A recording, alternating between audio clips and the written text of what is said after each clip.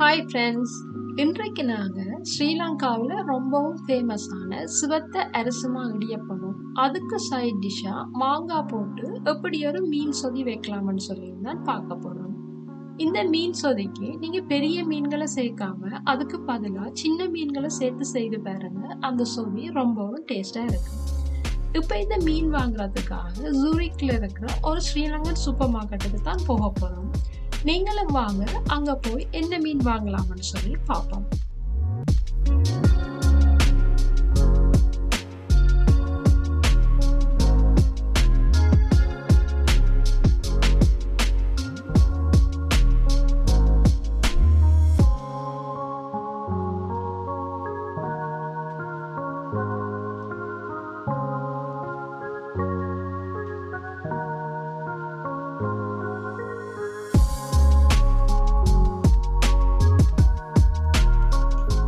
சொதி வைக்கிறதுக்காக நான் பாறைக்குட்டி மீன் தான் வாங்கியிருக்கிறேன்.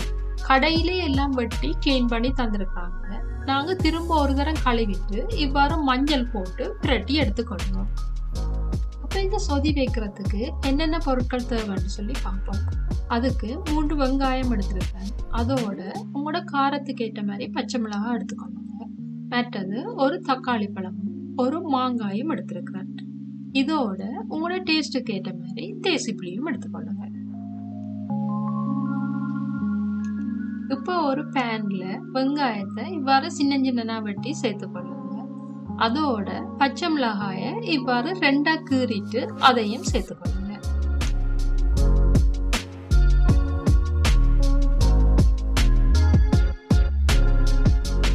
இப்ப இந்த சொதிக்கு நான் பாதி மாங்காய் தான் சேர்க்கிறேன். நீங்க எடுக்கிற மாங்காயோட புளிப்பு தன்மைக்கு ஏற்றவாறு நீங்க மாங்காயை சேர்த்துக்கொள்ளுங்க. அதோட நீங்க மாங்காயை சேர்க்கும் போது இவ்வாறு பெரிய துண்டுகளாக சேர்த்தீங்கன்னு சொன்னா நீங்க இந்த சொதிய சாதத்தோடையோ அல்லது இடியப்பத்தோடையோ சேர்த்து சாப்பிடும் போது இந்த மாங்காயையும் எடுத்து வச்சு பிசைஞ்சு சாப்பிட நல்ல டேஸ்டா இருக்கு.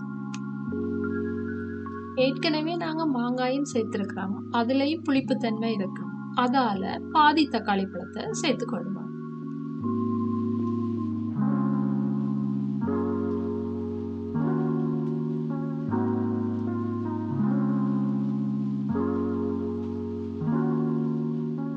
இதோட 1/2 டீஸ்பூன் மஞ்சள் தூளும் அதோட இந்த வெங்காயம் மாங்காய் எல்லாம் அவியறதுக்கு தேவையான அளவு தண்ணியையும் சேர்த்துக்கொள்ளுவோம்.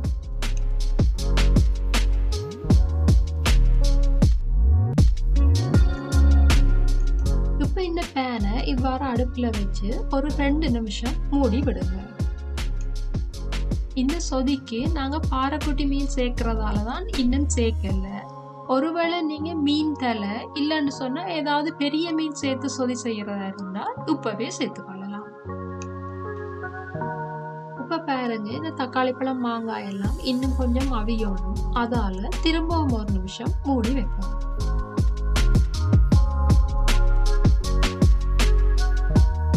இப்ப பாருங்க, நாங்க சேர்த்த தக்காளி பழம் மாங்காய் வெங்காயம் எல்லாம் நல்லா அவிஞ்சு அதோட அந்த தண்ணியும் நல்லா வத்தி வந்திருக்குது.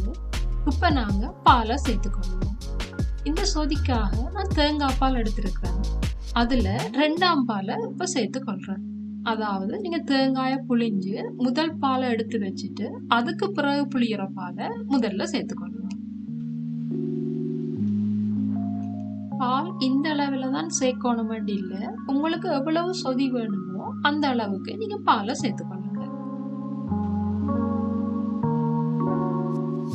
இதோட இந்த சொதிக்கு தேவையான அளவு உப்பையும் சேர்த்துக்கொள்வோம்.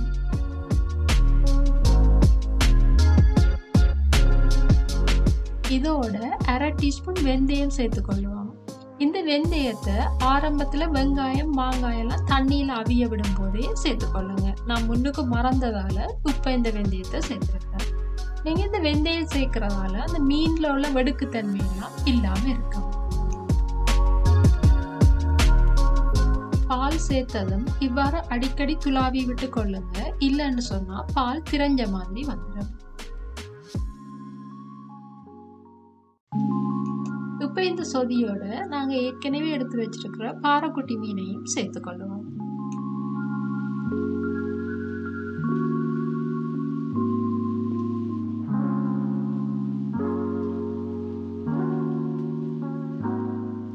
அடுப்பை மீடியம் ஹீட்ல வச்சுட்டு இந்த மீன் அவியறதுக்காக திரும்பவும் ஒரு 2 நிமிஷம் மூடி விடுவோம்.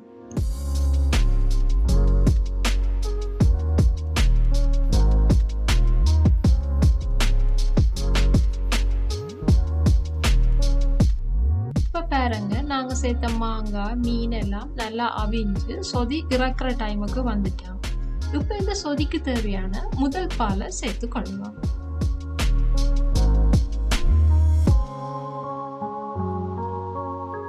மீனை சேர்த்த பிறகு அடிக்கடி அகப்பா பாவிக்காதீங்க. ஏன்னு சொன்னா நாங்க சின்ன மீன் சேர்த்துருக்கிறதால அந்த மீன் கெதியா உடைஞ்சு போயிடும்.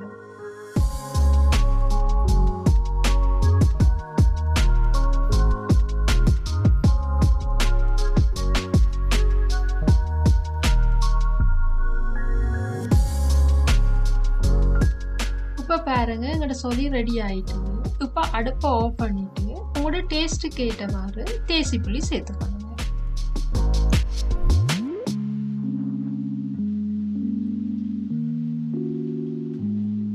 இப்ப பாருங்க, நாங்க வச்ச மீன் சொதி நல்லா கமகமண்டு வாசமா இருக்குது.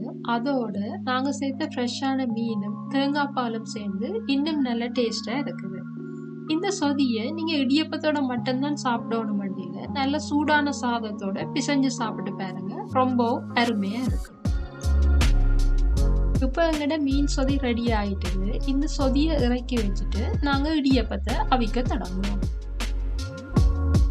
இன்றைக்கு நாங்க சிவப்பரிசி மாவுல தான் இந்த இடியப்பம் அவிக்க போறோம். அதுக்கு இந்த கப்பால 3 கப் சிவத்தரிசி மாவு எடுத்துக்கொள்றோம்.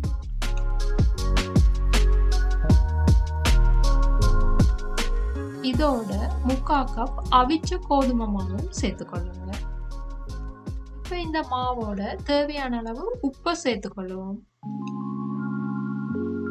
இந்த இடியப்பத்தை தனியா அரிசி மாவுல அவிக்காம இவ்வாறு கொஞ்சமா அவிச்ச கோதுமாவும் சேர்த்து செய்தீங்கன்னு சொன்னா அந்த இடியப்பம் நல்ல சாஃப்டாகவும் நல்ல டேஸ்டாகவும் இருக்கும். இந்த கோதுமை மாவை எப்படி அவிக்கிறதுன்ற வீடியோ என்னோட சேனல்ல ஏற்கனவே ஆட் பண்ணியிருக்கிறேன். அதோட லிங்க் டிஸ்கிரிப்ஷன் பாக்ஸ்ல கொடுக்குறேன். விருப்பம்னு சொன்னா நீங்களும் பாருங்க. இந்த இடியப்பம் அவிக்கிறதுக்காக தண்ணியை கொதிக்க விட்டுருக்கேன். தண்ணியும் கொதிச்சுட்டு இப்ப இந்த தண்ணிய இவ்வாறு ஒரு பாத்திரத்துல மாத்தி கொள்ளுங்க.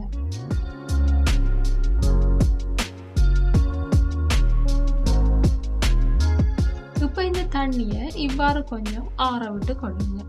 எப்போவும் நீங்க இடியப்பமா குழைக்கும் போது கொதி தண்ணி எடுத்தீங்கன்னு சொன்னா உங்களுக்கு இடியப்பம் புளியறது கஷ்டமா இருக்கும். அதால இவ்வாறு கொஞ்சம் ஆற விட்டு எடுத்துக்கொள்ளுங்க. இப்ப மாவோட தண்ணிய கொஞ்சம் கொஞ்சமாக சேர்த்து குழைச்சு கொள்ளுங்க.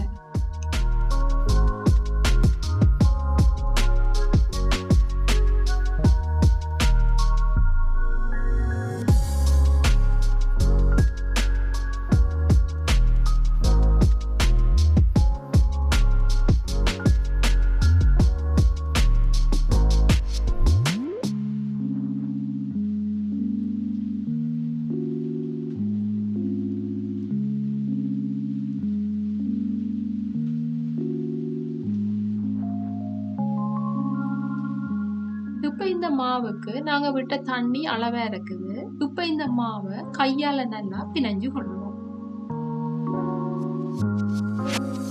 ஏற்கனவே என்னோட சேனல்ல வெள்ளை அரிசி மாவுல எப்படி இடியப்பம் அவிக்கிறேன்ற வீடியோ ஆட் பண்ணியிருக்கேன். அதோட லிங்க் டிஸ்கிரிப்ஷன் பாக்ஸ்ல கொடுக்குறேன். விருப்பம்னு சொன்னா நீங்களும் பாருங்க.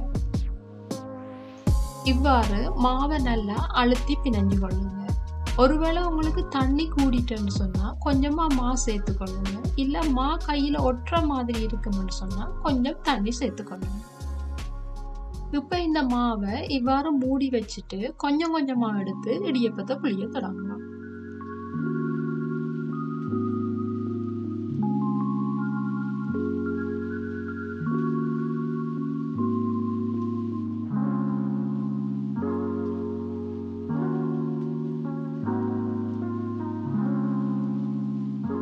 இடியப்பத்தட்டுல இடியப்பத்தை புளியும் போது எல்லா இடமும் பரவலா புளிஞ்சு கொள்ளுங்க.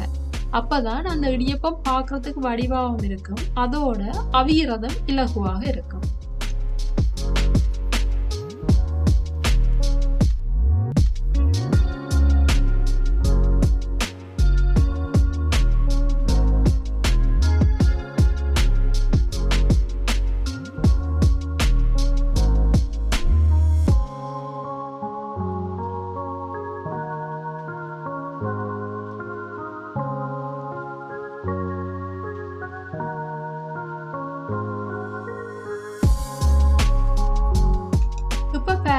எங்களோட இடியப்பம் எல்லாம் புளிஞ்சு முடிச்சிட்டோம். இப்போ இந்த இடியப்ப தட்டுகளை இப்படி ஒரு ஸ்டீமர்ல பரவலாக அடுக்கி கொள்ளுங்க.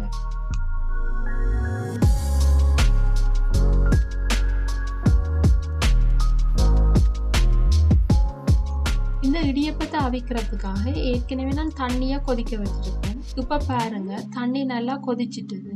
இப்ப இந்த பாத்திரத்துக்கு மேல நாங்க ஸ்டீமரை வச்சு ஒரு 4 தொடக்கம் 5 நிமிஷம் அவிய விடுவோம். இப்ப 4 நிமிஷம் ஆயிட்டுது. நாங்க அங்க இடியப்பத்தை திறந்து பார்ப்போம்.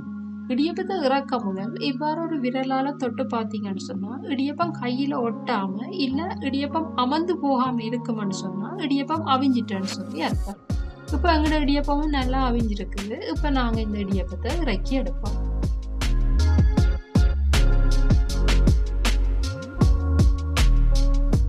இவ்வாறே எல்லா இடியப்பத்தையும் அவிச்சு எடுப்போம்.